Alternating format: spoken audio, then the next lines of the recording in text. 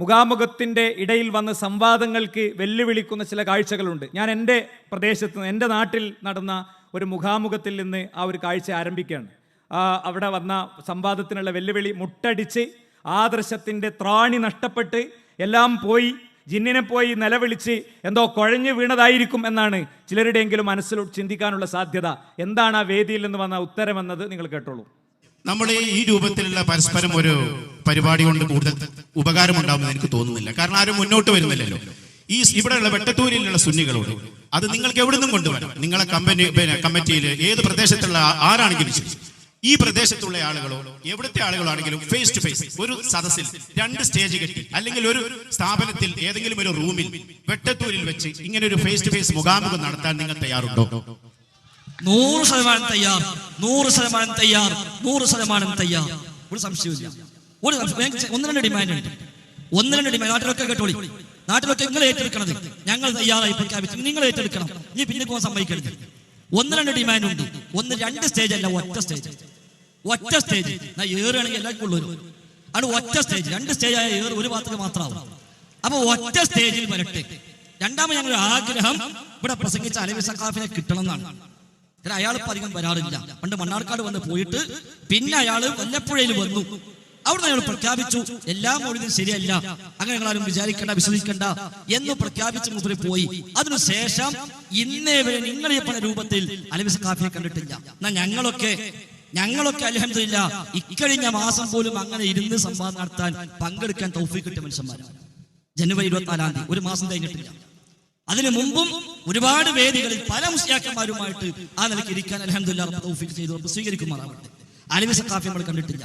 അതുകൊണ്ട് അലവി സഖാഫിയെ കിട്ടുമെങ്കിൽ അതിനാണ് 1-ാം പരിഗണന. നിങ്ങൾ അലവി സഖാഫിന്റെ ആളാണോ മറ്റേ സമസ്ത എനിക്കറിയില്ല, അല്ലാഹു അഅലം.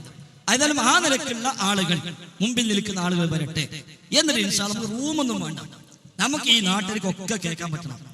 ആണും പെണ്ണും അടക്കം ഈ വെട്ടത്തൂര് മഹലിലുള്ള വേണ ഈ പരിസര പ്രദേശത്തുമുള്ള എല്ലാ മനുഷ്യന്മാർക്കും കേൾക്കാൻ അവസരം കൊടുക്കുക. ഞങ്ങൾ ഡിമാൻഡ് ഒറ്റ സ്റ്റേജ്, 2 കൂട്ടം പണ്ഡിതന്മാരും ആ സ്റ്റേജിൽ ഇരിക്കുന്നു. ഈ പ്രദേശത്തെ മുഴുവൻ ആളുകളും ആണു പെണ്ണു വ്യത്യാസമില്ലാതെ ഈ പ്രദേശത്തെ എല്ലാ മനുഷ്യന്മാരും പങ്കെടുക്കുന്നു. എന്നിട്ട് 2 ഭാഗത്തുമുള്ള പണ്ഡിതന്മാർ വിഷയം അവതരിപ്പിച്ച് സംസാരിക്കുന്നു.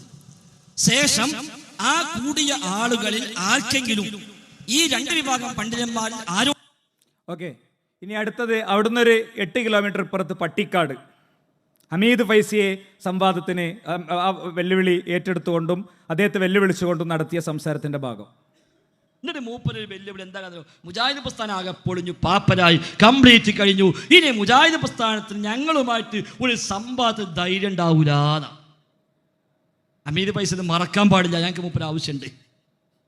മൂപ്പര് ആവശ്യമുണ്ട്. ഇക്കാലം വരെ സംവാദം വന്നിട്ട് ഹമീദ് ഫൈസിനെ കണ്ടിട്ടില്ല. എവിടെ മൂപ്പര് വന്നിട്ടില്ല. മൂപ്പര് തയ്യാറാണോ? മുജാഹിദ് പ്രസ്ഥാനത്തിന് ആൺകുട്ടികൾ ഇവിടെ ഉണ്ട്. 3 അക്ഷരം ഉണ്ടാവില്ല എന്നുള്ളൂ. കേന്ദ്രം എന്നുള്ള 3 അക്ഷരം ഉണ്ടാവില്ല. നിങ്ങൾ പ്രതീക്ഷിക്കണ്ട. അത് ധൈര്യമായി വെല്ലുവിളിക്കുക. ആളില്ലാത്ത പോസ്റ്റേക്ക് എത്രയും കൂടെ അടിക്കാനോ അത് കുഴപ്പമൊന്നുമില്ല. പക്ഷേ ഓക്കെ. ഇനി അവിടുന്ന് ഇങ്ങോട്ടൊരു 8 കിലോമീറ്റർ പുറത്ത് പെരിന്തൽമണ്ണ ഈ കണ്ട ജനതയുടെ മുമ്പിൽ വെച്ചിട്ട് നിങ്ങളോട് ഞാൻ ചോദിക്കുകയാണ്, ഈ വിഷയത്തിൽ നിങ്ങൾ സുന്നി പണ്ഡിതരുമായി ഈ പെരിന്തൽമണ്ണയിൽ വെച്ച് തുറന്നൊരു ചർച്ചയ്ക്ക് തയ്യാറുണ്ടോ എന്നുള്ളതാണ് എന്റെ റിക്വസ്റ്റ്. മറ്റു ചോദ്യങ്ങളും എനിക്ക് ചോദിക്കാനില്ല. എന്റെ ആവശ്യം ഈ വിഷയത്തിൽ നബിദിനാഘോഷം ഇസ്ലാമികം എന്ന് ഹബീബായ നബി ഞങ്ങളെ മുമ്പിൽ കൊണ്ടുവരും. അത് നിങ്ങളും ആ ചർച്ചയ്ക്ക് തയ്യാറാണോ അല്ലേ എന്ന് ഈ സമുദായത്തിന്റെ മുമ്പിൽ നട്ടലുണ്ടെങ്കിൽ ഫൗസൽ മൗലവിയും കൂട്ടരും ഇവിടെ തെളിയിക്കണം. ആണാണെങ്കിൽ പറയണം, അൽഹംദുലില്ലാ. അതിന് നട്ടലൊന്നും ആവശ്യമില്ല. അതിന് ഒരു നട്ടലും വേണ്ട. ചെറിയ നിന്റെ മോൻ മതി. നിങ്ങൾ കൊണ്ടുവരീ മോലാമല ഇപ്പൊ വിളിച്ചോണ്ടി. പട്ടിക്കാട് ഫൈസാബ് ഇപ്പൊ കൊണ്ടുവരീ. നിങ്ങൾ സുന്നി പണ്ഡിതന്മാർ മുഴുവണ്ടല്ലോ. 10 മണി സമയമുണ്ട്. ഇപ്പൊ വിളിച്ചോണ്ട് ഇപ്പൊ അർത്ഥം ഈ സ്റ്റേജ് ഉപയോഗിക്കാം. ഇപ്പൊ കൊണ്ടുവരീ. എന്താണ് വിചാരിച്ച്? ഉമ്മ വെച്ച അങ്ങനെ വാപ്പറ്റൊന്നുമല്ല. എന്റെ വാപ്പറ്റുന്ന ഉമ്മ വെച്ചതൊക്കെ നിങ്ങൾ എന്താ വിചാരിച്ച്? പട്ടിക്കാട് ഫൈസാബാദ് ആകെ 5 കിലോമീറ്റർ പോയിട്ട് എല്ലാ ഉസ്താദുമാരും ഇപ്പൊ കൊണ്ടുവരി. നമുക്ക് ഇവിടെ അടുത്ത ഞാൻ പോയി കൂട്ടി കൊണ്ടുവരും. ഇനി വേറെ ഡേറ്റ് ഒന്നും വേണ്ട. ഇപ്പൊ സ്റ്റേജ് ഉണ്ട്, മൈക്കുണ്ട്, ഫുൾ ചെലവ് ഞങ്ങൾ എടുത്തോളാം. എല്ലാ ചെലവും ഞങ്ങൾ വന്നാൽ മാത്രം മതി. നട്ടലുണ്ടെങ്കിൽ പോയി കൊണ്ടുവരും. അതാ വേണ്ട. നട്ടലും നടന്നാൽ പോരാ. ഞാൻ വിചാരിച്ചു കാര്യപ്പെട്ട ചോദ്യം ഉണ്ട്. ഇതാ അപ്പൊ നട്ടലിന്റെ ആവശ്യം. പോയി കൊണ്ടുവരാ. പട്ടിക്കാട് പോയി അടക്കിക്കൊണ്ട് നമ്മൾ ഇപ്പോൾ ഇതിനേക്കാളും പരസ്യമായ എഴുത്തൊന്നും വേണ്ട. വേഗം ഒരു എഴുത്തും വേണ്ട. ഇപ്പൊ എഴുത്താ എവിടെയാണ് നട്ടല്? ഇപ്പൊ നട്ടലില്ലേ? എന്നാ ഈ വക ചോദ്യം ചോദിക്കരുത്. നിങ്ങൾ പോയിട്ട് കൂട്ടിക്കൊണ്ടേ അബ്ദുൽ ഹമീദ് ഫൈസി അമ്പലക്കൽ അടക്കമുള്ള ആളുകൾ കൊണ്ടേ ഇവിടെ ഒരു. അപ്പോ ഇതിങ്ങനെ പിന്നെ കൂടണ ക്യാമ്പിലും കൗൺസിലും അവിടെ ഇവിടെയൊക്കെ പോയിട്ട് ഒന്നുമില്ല, കഴിഞ്ഞു, അപ്പുറത്ത് തീർന്നു, ഒരു സംവാദത്തിന് ഒന്നിരിക്കാൻ ആരോടും മിണ്ടാൻ പറ്റൂല, തൗഹീദ് പൊളിഞ്ഞു എന്നൊക്കെ പറയുന്നവർ രണ്ട് കാര്യമാണ്. അവര് ഒരു അരമണിക്കൂർ പോലും നമ്മുടെ വിഷയാവതരണങ്ങൾ കേട്ടിട്ടില്ല, ഇതുമായി ബന്ധപ്പെട്ട വിഷയങ്ങൾ ശ്രദ്ധിച്ചിട്ടില്ല. ഇനി ഇവിടുത്തെ ത്വരീഖത്തുകാരോട് സംവാദം നടത്തിയിട്ടുണ്ട്. തബ്ലീഗ് ജമാഅത്തുമായി ബന്ധപ്പെട്ട് വളരെ ധീരമായി വിഷയങ്ങൾ എടുത്ത് മുന്നോട്ട് പോയിട്ടുണ്ട്. ഈ സമൂഹം മുഴുവൻ അവർക്ക് കൊടുക്കുന്ന ഒരു പ്രിവിലേജ് ഉണ്ട്.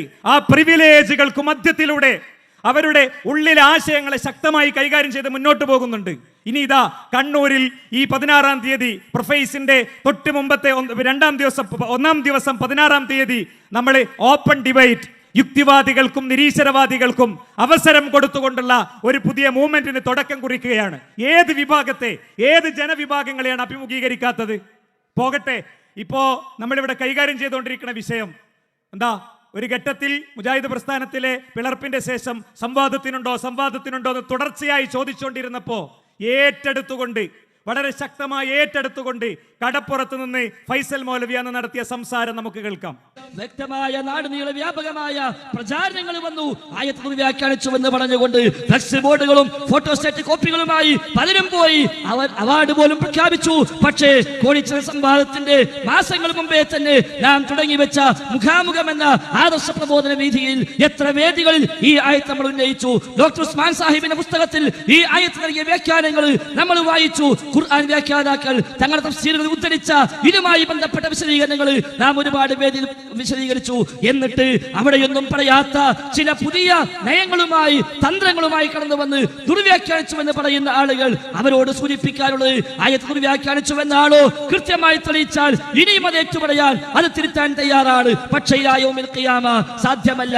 അതുകൊണ്ട് ഈ വലിയ ജനാവലിയെ സാക്ഷിയാക്കി പറയട്ടെ, ആ ഒരു ആയത്തിന് ഈ ഉള്ള ഞാനോ ഇവിടെ കൂടിയ ഈ പ്രബോധകന്മാരോ പണ്ഡിതന്മാരോ ഈ കൂടിയ മുജാഹിദുകളോ KNM-ന്റെയും ISM-ന്റെയും MSM-ന്റെയും ഈ പ്രവർത്തകന്മാരാരെങ്കിലും മനസ്സിലാക്കി വെച്ച ആ ആശയം തെറ്റാണ് എന്ന് ഇനിയും പറയാൻ വല്ലവർക്കുമാകുമെങ്കിൽ ഇൻഷാ അല്ലാഹ് അവരുമായി വീണ്ടും ആ ആയത്ത് വിഷയത്തിൽ മാത്രം ഒരു സംവാദത്തിന് ഞങ്ങളെല്ലാം ഒരുക്കമാണ് എന്ന് പലപ്പോഴും പറഞ്ഞത് ഇനിയും ആവർത്തിക്കുകയാണ്. സാക്ഷാൽ അബ്ദുറഹ്മാൻ സലഫി വരട്ടെ.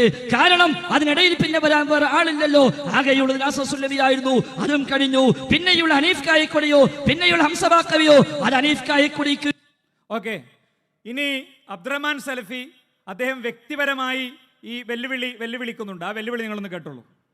ഈ ആയത്തോടിയ മുസ്ലിയാര് നിന്റെ പേരിൽ കളവ് പറഞ്ഞവനാണ്. ആ മുസ്ലിയാര് ഇബ്നു അബ്ബാസിന്റെ പേരിലും കളവ് പറഞ്ഞിരിക്കുന്നു. ഇബ്നു അബ്ബാസിന്റെ വാചകം ഉദ്ധരിച്ചത് ഇബ്നു അബ്ബാസിൽ നിന്ന് സ്ഥിരപ്പെട്ടിട്ടില്ല. 1. 2, ആ വാചകത്തില് ഇസ്തിആനത്തുൽ ജിന്നിനോടുള്ള സഹായത്തേറ്റം വസീലത്തു ശിർക്കാണെന്ന് മുസ്ലിയാര് വാദിച്ച പോലെ ഇബ്നു അബ്ബാസ്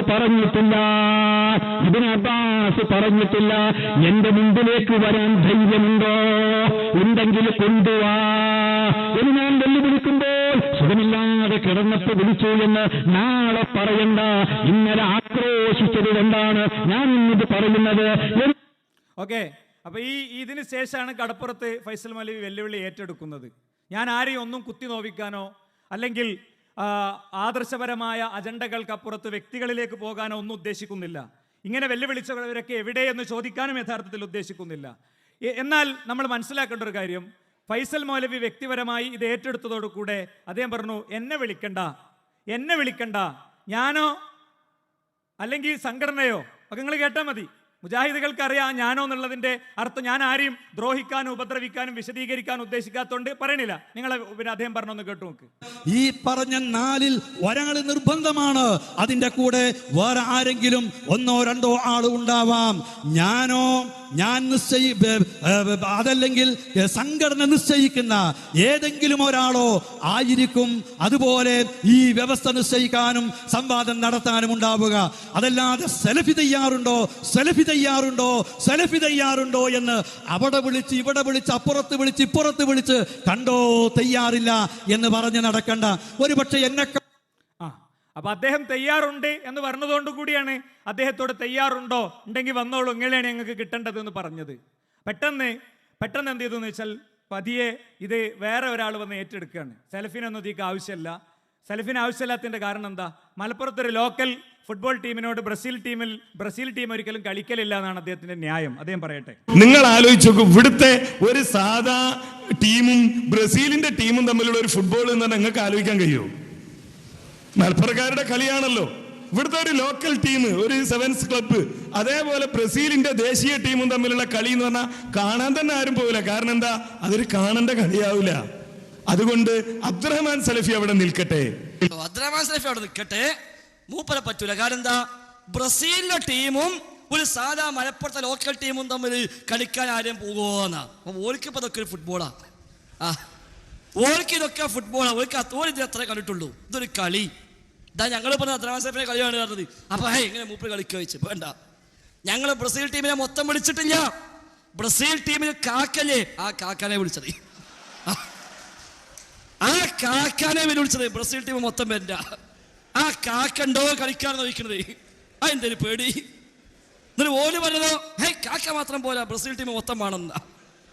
അനസ് മുസ്ലിയാരി വരും, ഹനീഫ് കായ്ക്കൊടി വരും, നാസർ സുലൈമി വരും, അബ്ദുറഹ്മാൻ സലഫി വരും. അപ്പൊ ബ്രസീൽ പറ്റും. അപ്പൊ ടീം മൊത്തം മലപ്പുറത്തെ ടീമായിട്ട് കളിക്കാം, കാക്ക മാത്രം പോവില്ലാന്ന്. ഇത് ചങ്ങായിമാരെ, ഇതാണ് പിന്നെ അള്ളാഹുവിന്റെ ദീനുമായി കളിച്ചാലുള്ള അപകടം. എന്നിട്ട് പറയാം അബ്ദുറഹ്മാൻ സലഫി എടുക്കട്ടെ എന്നാ. ഇത് സംഗതി എന്താ അറിയോ? സംഗതി ബ്രസീലും ടീമും കാക്കൊക്കെ ആയിക്കോട്ടെ, അങ്ങനെ തോന്നിന് ഒരുക്ക്. പക്ഷെ ഓരിവിടെ പിന്നെ വേൾഡ് കപ്പിന് വന്നപ്പോഴാണ് കുട്ടികൾ പന്തളിച്ചിടേണ്ടത്. അപ്പൊ കയ്യോട് തട്ടിയപ്പോ ഇവൻ പറഞ്ഞു എന്റെ കളി ഫൗളാണ്. കുട്ടികൾ പിന്നെ ഫൗളല്ല, അതിമ കച്ചറായി ബഹളായി. അപ്പൊ ഇവൻ വലിയ കളിക്കാരല്ലേ, അതോട് പറഞ്ഞ സംഗതി മറ്റോ വോളിബോളാ കളിച്ചത്, അതിപ്പോ നോക്കിയിട്ടില്ല. ആ കോലത്തില. അപ്പൊ അങ്ങനെ വെല്ലെടുക്കുമ്പോ ചിലപ്പോ കുട്ടികൾ എന്ത് പറയും?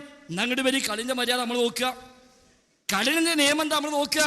ഇപ്പൊ എന്ത് വരെ കാക്കായി കുട്ടികൾക്ക് എന്താ ഒരു ഉറപ്പല്ലേ തെറ്റിട്ടില്ല എന്നുള്ളത്. അതപ്പ നടന്നത്. ഇയാളല്ലേ ചോദിച്ച അമ്മോട് നിങ്ങളുണ്ടോന്ന്. ഞാൻ അങ്ങനെ വെല്ലുവിളിച്ചു, അയാൾ ഇങ്ങോട്ടും വെല്ലുവിളിച്ചു. ഉണ്ടായില്ലേ? അന്ന് ഈ ഓർമ്മല്ലേന്നോ? പെരിന്തൽമണ്ണയിൽ വെച്ചിട്ട് അബ്ദുറഹ്മാൻ സലഫിയ വെല്ലുവിളിച്ചത് തെളിയിക്കാൻ തയ്യാറുണ്ടോ, ഫൈസൽ മുസ്ലിയാർ വരാൻ തയ്യാറുണ്ടോ എന്ന് ചോദിച്ച് ഈ അബ്ദുറഹ്മാൻ സലഫിയ അന്ന് മൂപ്പർക്ക് ഓർമ്മല്ലേ? ഇത് മലപ്പുറത്തെ സൂപ്പർ സ്റ്റുഡിയോയാണ്, മൂപ്പര് ബ്രസീലിലെ കാക്കയാണ് എന്ന് മൂപ്പർക്ക് അന്ന് ഓർമ്മല്ലേ? ഓക്കെ. അപ്പോ അത് കഴിഞ്ഞപ്പോ അദ്ദേഹം അതിന് തയ്യാറല്ല എന്ന് അദ്ദേഹം പറഞ്ഞെങ്കിലും നേരെ നമ്മൾ പത്തപ്പെരിയത്ത് പോയി. പത്തപ്പെരിയത്ത് വെല്ലുവിളി ഉയർന്നു. പത്തപ്പെരിയത്ത് ഫൈസൽ മൗലവി സംസാരിച്ച് നിങ്ങൾ കേൾക്കുക. ഈ 6 മാസത്തിനിടയിൽ എത്ര സ്ഥലത്ത് വെല്ലുവിളിച്ചു, പക്ഷേ പ്രതികരിച്ചില്ല. അവിടെ ഒന്നും വന്നില്ല. പല ന്യായങ്ങൾ പറഞ്ഞു. അയാൾ ചോദിച്ചു, എന്തിനാണ് ഒരു വ്യക്തിന്റെ പിന്നാലെ കൂടുന്നത്? വ്യക്തികൾ തമ്മിലാണോ നടത്തേണ്ടത്? സംഘടനകൾ തമ്മിൽ നടത്തട്ടെ. മൂപ്പർക്കറിയാലോ നമ്മൾ എത്തിപ്പിടിപ്പില്ല എന്നുള്ളത്. നമ്മൾ പറഞ്ഞു പറ്റൂല. ഇവിടെ അബ്ദുറഹ്മാൻ സലഫി വരണം. കിതാബ് എടുത്തൊരു കാര്യം വന്നോട്ടെ. കോളിച്ചേരി ആശുപത്രി വന്നതുപോലെ ഇവിടെ സലഫി വരണം. വെല്ലുവിളിച്ചപ്പോൾ കോഴിക്കോട് കടപ്പുറത്ത് വെച്ച് ഞാൻ പറഞ്ഞിരുന്നു, വേണമെങ്കിൽ എടവണ്ണയിൽ വെച്ചാകാം, പത്തപ്പേത്ത് വെച്ചാകാം, അരീക്കോട് വെച്ചാകാം, പുളിക്കലിൽ വെച്ചാകാം, പരസ്യമായ സംവാദമാകാം. അതെ, ഈ പത്തപ്രിയത്വം ഞാൻ ആവർത്തിക്കുന്നു. ഓക്കെ. അങ്ങനെ ആ ആവർത്തനം അവിടെ നടന്നപ്പോൾ സ്വാഭാവികമായും സ്റ്റേജിലേക്ക് ഒരു കത്ത് വന്നു. കത്ത് വരുന്നതും കത്തിനോട് പ്രതികരിക്കണോ നിങ്ങൾ കേട്ടോളൂ.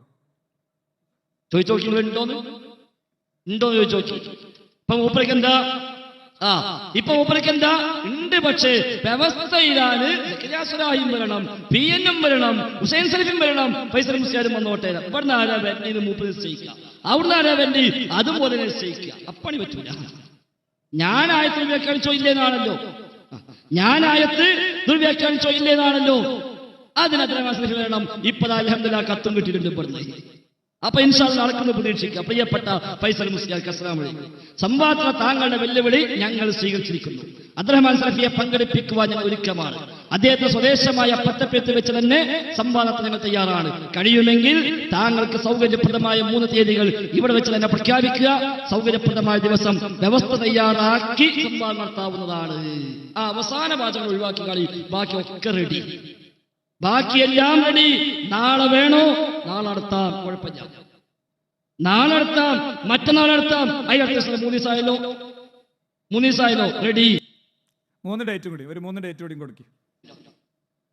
ഇനി ആ ദിവസം പറ്റൂലേ അറിയിച്ചാൽ മതി.